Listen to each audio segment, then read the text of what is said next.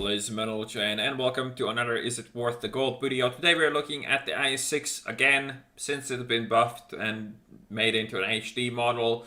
Let's talk about it again, plus the game has changed quite significantly since the last time I reviewed this. So let's have a look at the armor. 100mm upper plate, 120 lower plate, and the viewer's driver's hatch, you know, what should be a weak spot, 110mm, because go fuck yourself. I mean, you can see about, like, if you face the IS-6 flat on, you're gonna be looking at some retarded armor values for the most part. I mean, unless you're tier 10, and even then you still need to be careful where you shoot this thing. But for the most part, the frontal plate is non-angled, is around, well, 180 around-ish. You can get somewhere down to 170, but the more angle you add, the more ridiculous it gets, and it gets ridiculous quite quickly, as you can see. And you obviously can add this angle as well, of course, to make it worse. In general, though, I mean, if you're not a non-angled IS-6 is not that hard of a pen for other tier 8s, but when you start angling this thing, when people start shooting you in these kind of angled parts and actually let you do get away with it, it's pretty hard to fight this in general. But even then, like, the lower part of the upper plate isn't that great. So, you know, well, the IS-6 armor is pretty ridiculous. It has some weaknesses still, unless you have 150 pen and you happen to be a tier 7 medium. And if that's the case, then go fuck yourself, because there's literally absolutely nothing you can physically do to this tank unless you press 2 twice and load that premium ammunition, pay like fucking 10 times more money to Mr. Wargaming for shooting the ammo that is actually able to do damage to this vehicle. I mean, you do have the cupolas and they're actually 150, but good luck hitting cupola as tiny as this when there's fucking gun that can two-shot you looking at you. So yeah, that's not really gonna happen. Side armor, 100 angled at 35, because, you know, it's side armor, so that's legit. If you angle this a bit and try to sidescrape with it, and somebody actually goes to shoot it, there's pretty high chance that they're just gonna look like an idiot. And yeah, you see the armor values. It's pretty retarded, isn't it? These plates obviously are slightly weaker when you sidescrape, but even these are way over 100, well, over 175 at least. So penning an IS-6 with another IS-6 can be quite the pain in the ass. Side of the turret, another great feature here, 170, well, 150, but it's kind of angled and sloped. So it's actually quite easy to bounce the side of this turret as well, unless you have a lot of pen. And if you do happen to shoot it, try to aim as low as you can. The front of the turret, you have huge ass gun mantle. This gun mantle used to have a hole in it. And that was the thing that, like, shoot the IS-6 in the gun mantle. Well, fuck you, can't do that anymore, because, you know, there's no, well, there is a tiny hole here, but it's so small that you would never go for it. Other than that, you do have these cheek weak spots, which are 150, but again, they are not very big, and unless your tank is super accurate, it's gonna be really hard to hit these shots. But that's something you can try to go for if you're playing another IS-6, for instance, and you're just locked on in a face hug or something, but it's gonna be hard to shoot past the gun mantlet in that case anyways. Then again, that being said, I'm pretty sure we're ready to go into the replay after we look at the gun depression, which is 6 frontally and 4 to the back, which is quite okay for a tank like this. Anyways, let's go into the replay. And here we go.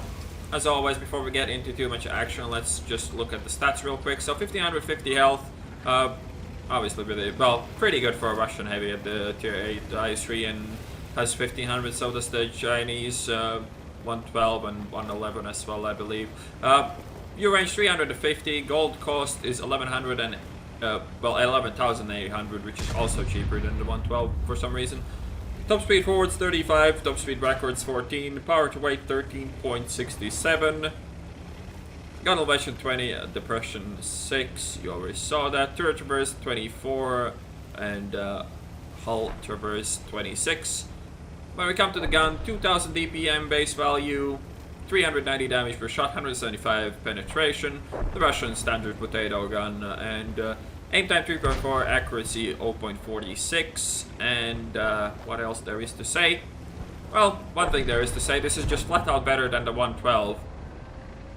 The gun stats are better, in general the armor is better, and the only downside to the IS-6 is that it is slightly slower. And it's actually cheaper as well. I guess that it has less rear range, so, you know, balanced, bro. balanced. As balanced as that shot on that Tiger. That was obviously fully aimed. Also, all of my skill was used here. And here I was like, I should high roll this guy. You know what I should do? I should not aim and high roll. And that's exactly what I did because I'm good at all the tanks. So, you know, fuck that Tiger.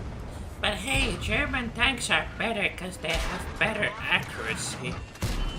And what a sad day, he did miss one shot as well. Anyways, talk about the equipment, rammer, bird stabs, and probably ventilation. You don't really put coated optics on an IS-6, and maybe you can go for a gun length drive if you really, really hate this gun, but I think ventilation is a slightly better choice. It's gonna give you an advantage over, well, it's up to you really. I mean, if you really can't stand the gun with a gun length drive on it, it will work just fine for you. And this is a bit of a stinky situation. The 12T is really annoying for me, and I kind of have to manage to turn both of the ways. And I mean, that guy's obviously shooting gold. You saw how much armor this turret has on the side, and I was actually angling it reasonably well, so obviously he's shooting gold, but not like it's a really big surprise. Everybody shoots gold on an IS-6, and it still works just fine.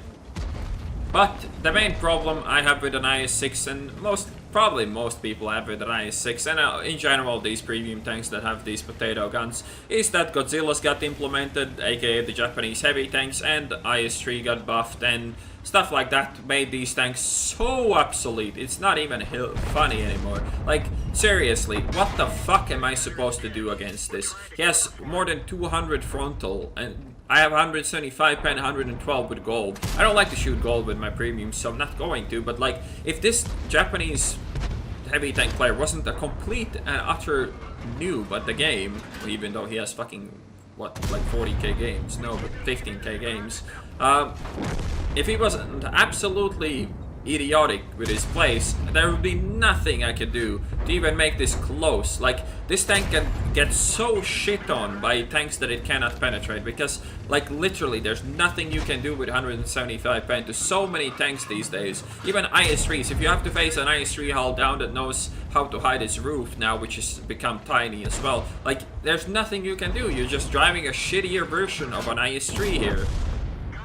And while you could say that's fine, because, you know, premium tanks should be worse, but it's not even that you're driving a worse version. You feel hopeless in this tank when you play against good players and tanks that have the kind of armor this tank cannot deal with. You literally feel hopeless. Like, if you meet a tank like an Oh-Ho that actually has a brain, you just literally relocate to another flank, because there's nothing, absolutely nothing you can do to that. And some tier 9s and 10s you can't even, like, it's the same thing even if you do load gold, and even if you are fine with doing it, still you will struggle to do any fucking damage. And that is just unfortunate. And to be fair, the same exact thing goes for this tank. If you play a tier 7 medium, you literally have to drive around this entire thing and shoot him flat in the ass to be able to penetrate, which is absolutely idiotic. And I think the buff on this tank was made extremely poorly, and they buffed completely the wrong ingredients, and the same goes for the 112 as well. Like, these tanks should be made better by adding some weak spots, but improving the gun characteristics to make them more competitive against tougher enemies, but less competitive, well, less destructive against tanks that, like tier 7 mediums, that literally can go fuck themselves when they see this. And what I was saying, that why is this tank so much better than the 112? Because this tank does what, you know, what it does extremely well. It shits on lower tiers like no tomorrow. Has better DPM than the 112. It has better overall armor. You don't have a terrible lower plate where you get set on fire frontally. And in general, this is just flat out 10 times better at facing lower tier enemies than the 112 can ever be. The 112 has a bigger cupolas as well that lower tier enemies can abuse, while the IS-6 cupolas now are fucking tiny, and the roof weak spot has been reduced as well. So, in general, this tank just shits on lower tiers, while the 112 is slightly better against higher tier enemies, even though with that gun it's still utterly useless, but it has a better heat round, it has in general better front of the turret and slightly better frontal hull, but at the same time, like, it's so bad against lower tiers that actually aim for your lower plate that it's not really a competition. That's obviously fully aimed lower cupola shot there, because, you know, Russia comrade, and I actually do get penetrated by that IS. I actually have no idea where the fuck they shot me, but, you know, Russia on Russia action, that's how it works. Maybe he hit my roof, maybe a cupola, I don't even know.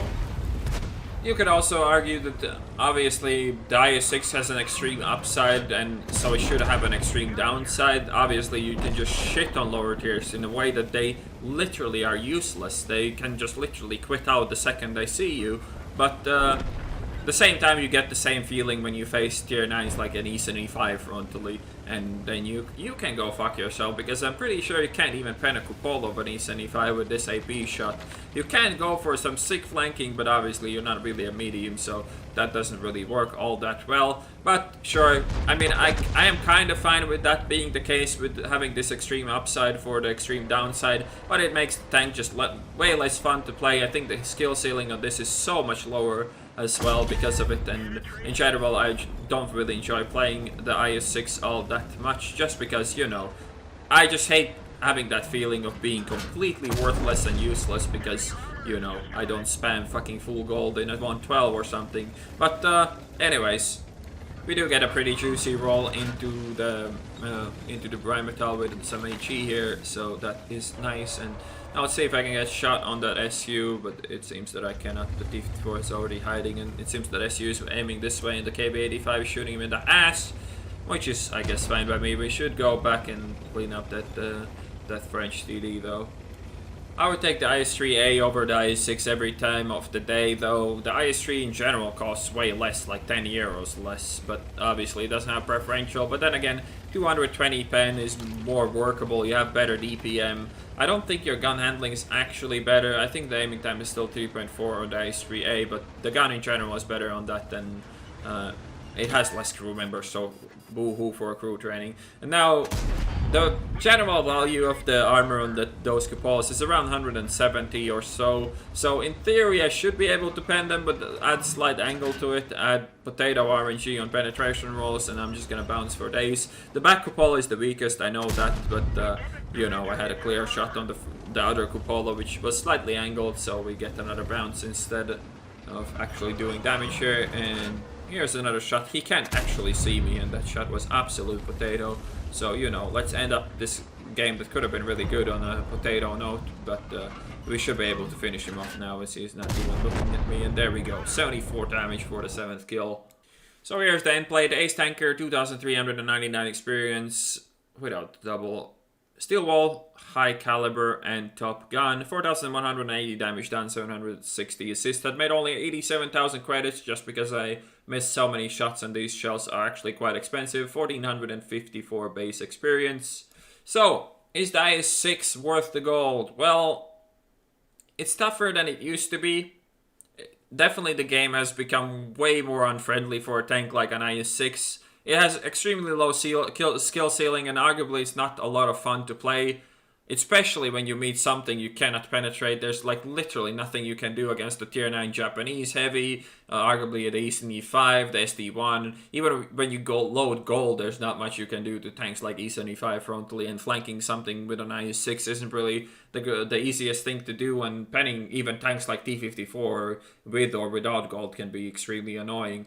But that being said, the IS-6 is still way above a lot of the other tier 8 premiums, like the 112, like the Super Pershing, like the Löwe. It's still way above all that trash, as well as a lot of the newer mediums that don't have preferential. Obviously, it's way more expensive because it does have that preferential, but I mean, it's hard to say that this tank is not worth it. You might want to consider that your gameplay will be quite repetitive and sometimes really frustrating, but on other times, if you get good matchmaking against low tier enemies that are quite clueless without any RDs, you're just gonna wreck face and it's gonna be hilarious. But the same can happen to you when you meet a Type 4 heavy or an E-Sin E5, and they're just gonna wreck your face and you're gonna cry every time. So obviously the tank has an extreme upside and an extreme downside, and I wouldn't buy it, but I cannot blame you for buying one, so I guess it kind of is worth the gold in comparison to some of the other tier 8 premiums for sure, but it wouldn't be my pick at all. Anyways, I hope you guys enjoyed this replay and review, and I'll see you in the next one.